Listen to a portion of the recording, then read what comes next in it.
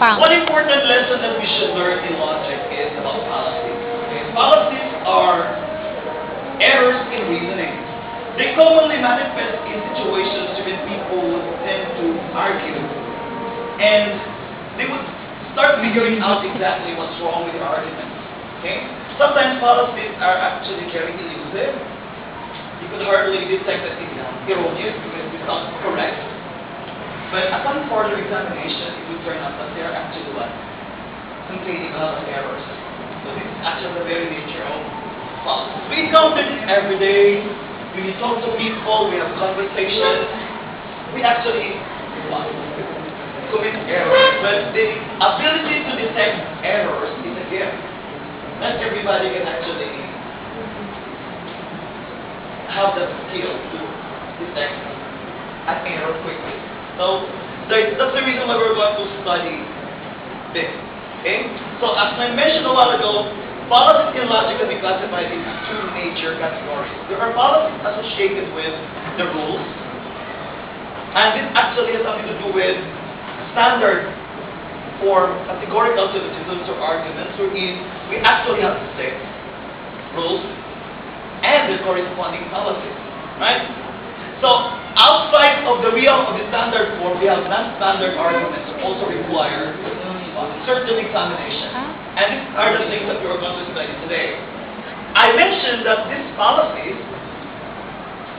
can be committed in two ways. First, a fallacy can be committed when there is a wrong use of language. Okay? That's why we would call linguistic or formal fallacies. Okay? Other manifestations of errors or fallacies that actually happen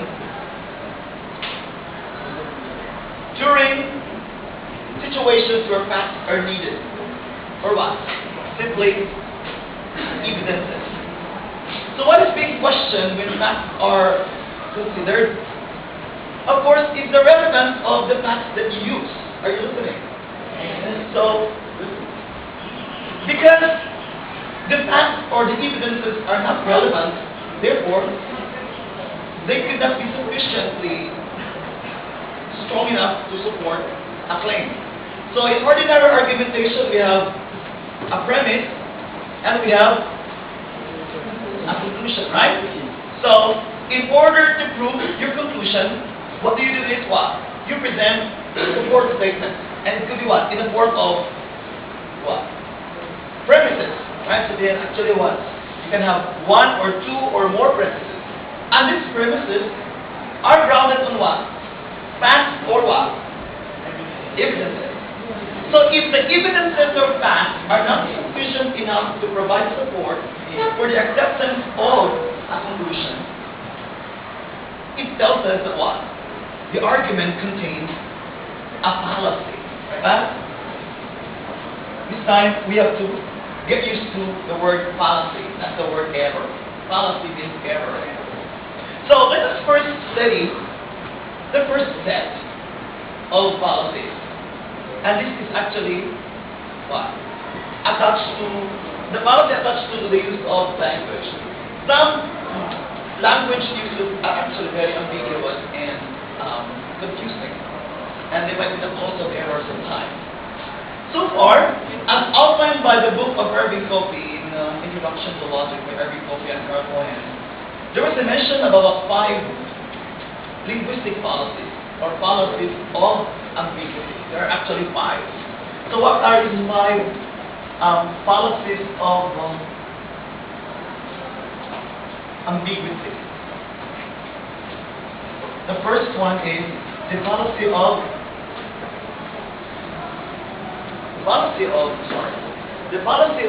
equivocation. I think you're familiar with the word equivocation, right?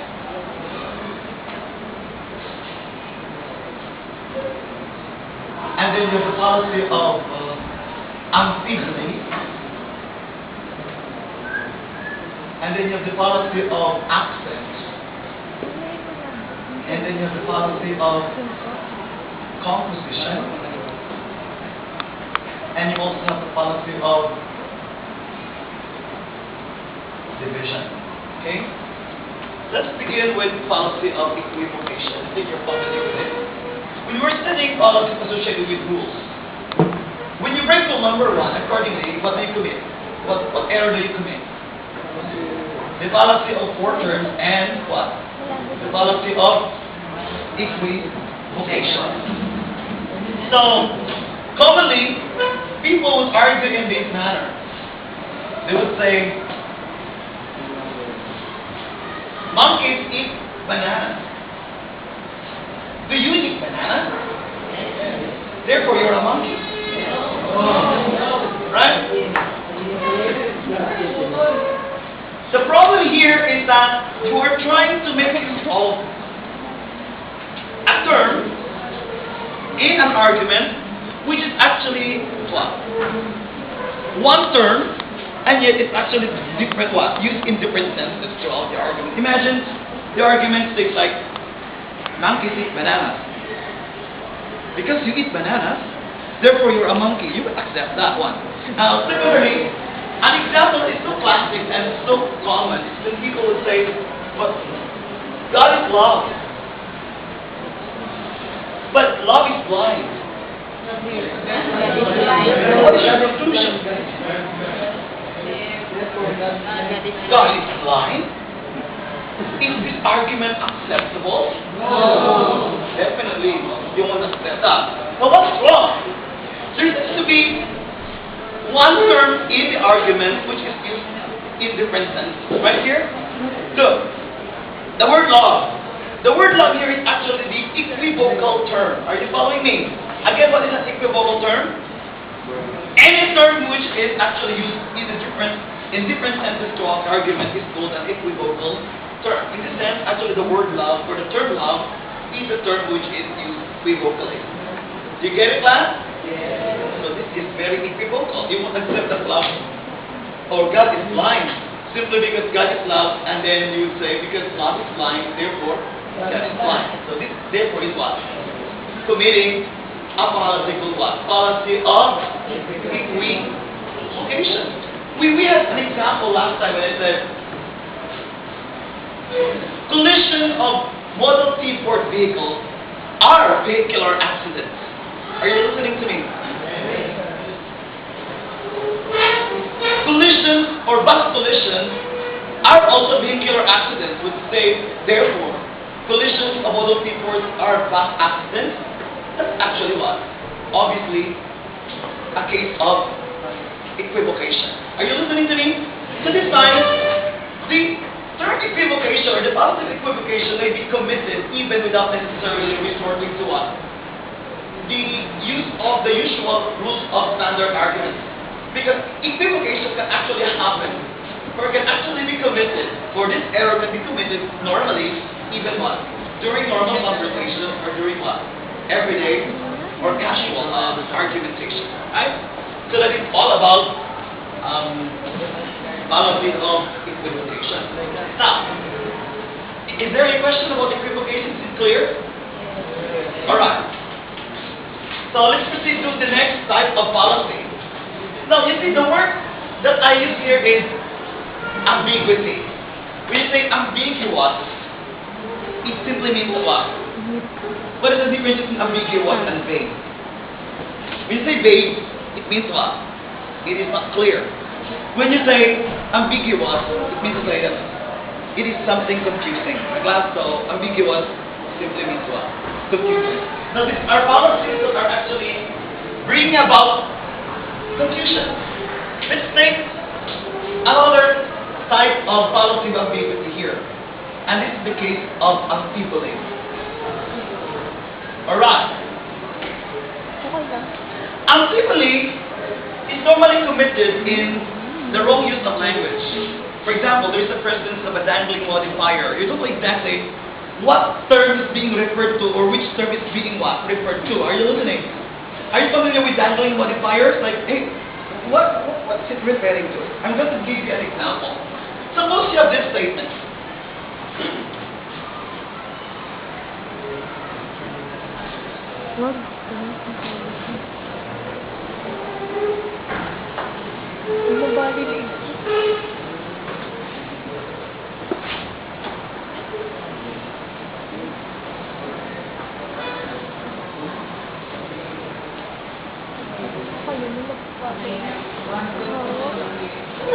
Can you read it, class?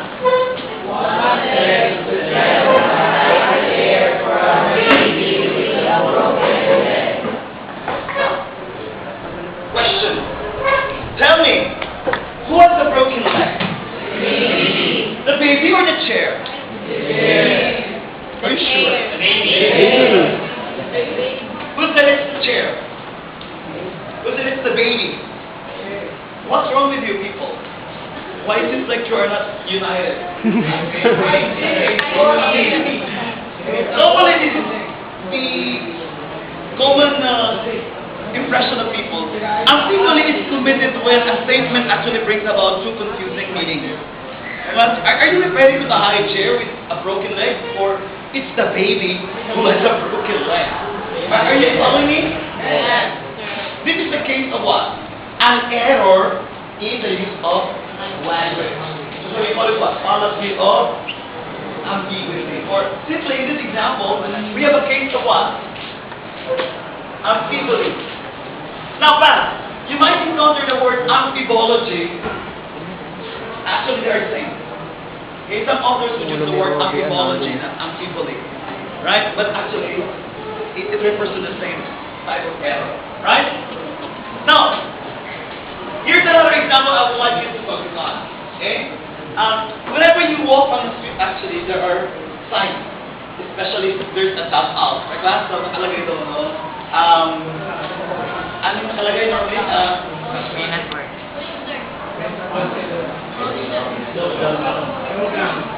No learner.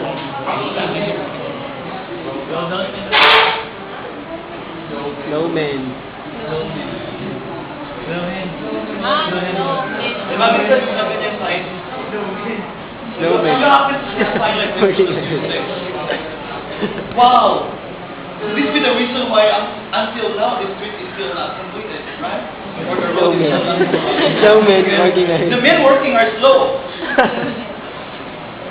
Or it is simply a wrong use of language, right, class? So, actually, this is what? The use of language here is what? Directive. Are you listening? Yes. Are you familiar with the directive use of language? Okay. It is telling us to what? Slow down. Because there are men working ahead. Yes. This is the case also of what? Ambiguous. Right? No men working. Well, one last example. One last example. No men working. Ang bagal na tao. Kaya naman pala di matapos na ako. Bagal yung mga nagkagawa. Can you read it? Lesson.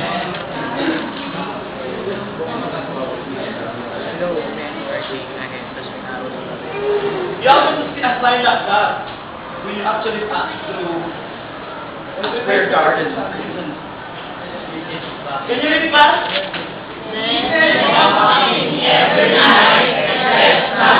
What does it mean? Anybody explain this? You mean say, if it's not family, the boxing is at distance? But it's brutal? Right? Or, no. It's only when family with boxing is actually distance. What is the other meaning? Walang boxing sa Sunday. Huh? Walang boxing sa Sunday. And on Sunday, there is no boxing, either distant or indistant boxing. Yes, nice teacher. So, how do you develop this type of error class? You just have to check the what? Modifier. You can actually do something center on what? The construction and actually what? Make sense out of it. You actually have to be guided by rules of grammar. At the same time, some what? Awareness of the syntax of what? The sentence. Right? Syntax So, error. to avoid what? This type of error. Actually, my discussion today is not devoted to really discussing